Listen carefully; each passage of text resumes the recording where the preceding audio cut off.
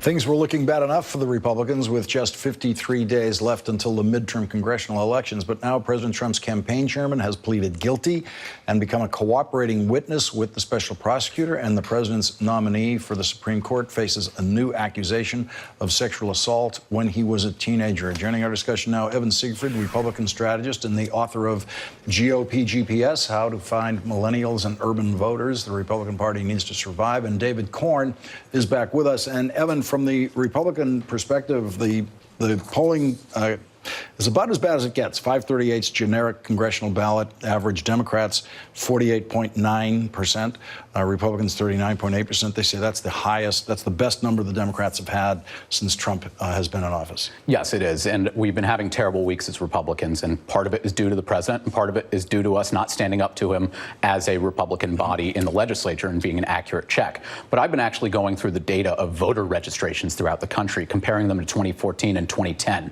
And I'm seeing a great deal of enthusiasm among voters. In Colorado itself, new voter registrations at this time are up 333% over what they were in 2014. How is that going by party? That is going where more people are registering as Democrats, and more people who are likely Democratic voters, such as younger voters and women, are registering, outpacing men, and it's becoming a big problem. In Colorado, the Republican Party has lost registered voters, and the Democrats have gained 23,000. And then you're seeing it in Iowa, you're seeing it in Minnesota, you're seeing it in Pennsylvania. These are all states that require this.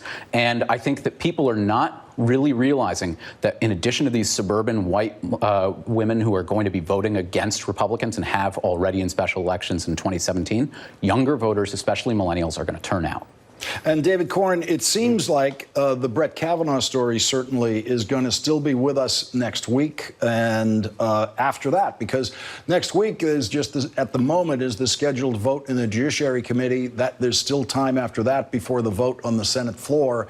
And so we don't know what damage is going to be done to Brett Kavanaugh or to the Republicans in the next week with that story. I mean, look at it this way, Lawrence. If you're not part of the basiest base for Trump, what appeals to you these days from Trump or the Republican Party? It's either chaos, unhinged tweets, or, you know, you got the Brett Kavanaugh story, which may or may not explode on the basis of these allegations. But that in and of itself only appeals to his evangelical base. If you're in the middle, if you had any doubts, and a lot of voters voted for Trump in 2016 with like, I'm going to roll the dice a little bit. I don't like Hillary.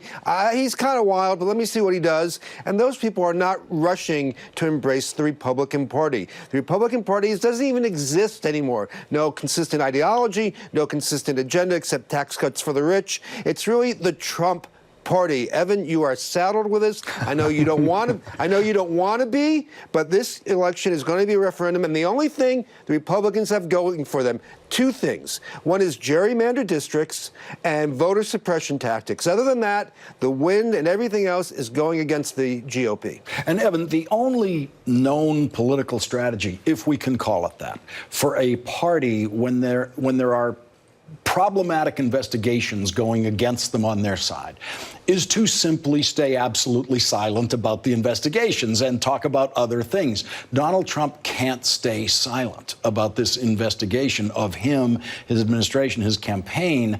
And so the Republicans out there who are trying to campaign and trying to avoid that subject get hit with it every day by Donald Trump.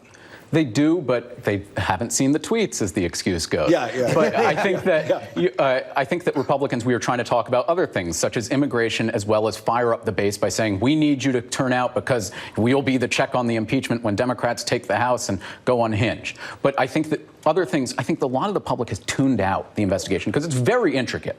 And at the same time, they're looking at the economy, which Republicans are trying to boast off of. But they're not feeling the economy. There's a disconnect between how great the economy is and how people are doing. When you ask the question in polling, are you better off than you were a year ago or 2 years ago? Most people say they're either the same or worse off. It's only in the high teens that they say they're better off if they're not a Republican and member of my party's base. But it's also with the tax cuts you're seeing this. We don't really have much to hang our hats on other than Neil Gorsuch. And with the Brett Kavanaugh hearing, I'm not going out all that much and saying that there's credibility to these sexual harassment allegations. I need the woman to come forward. We saw it happen with Roy Moore. We were able to judge his accusers accuser's credibility. And until I hear that, and until I see that Dianne Feinstein unredacts the name and actually shares this with everyone, I'm skeptical, but I want to know more. Well, it isn't up to Senator Feinstein to redact the name. She's under a pledge to the woman to not do that. But, David, as Evan points out, I mean, there just isn't a version of anything that's working for the Democrats, including this rushed confirmation process. You mean for Republicans? For the Republicans, including this rushed confirmation process for a Supreme Court justice. Now, midterm elections, you know this, Lawrence, are an amalgamation of a series of local elections when often local personalities of the candidates and local issues have a big role to play, a dominant role to play. But they also occur within overarching narratives that either, go with the wind or go against the wind. And right now, the Republicans have no narrative other than what's up with Trump. And that doesn't work for them. Evan Siegfried and David Korn, thank you both for joining us tonight.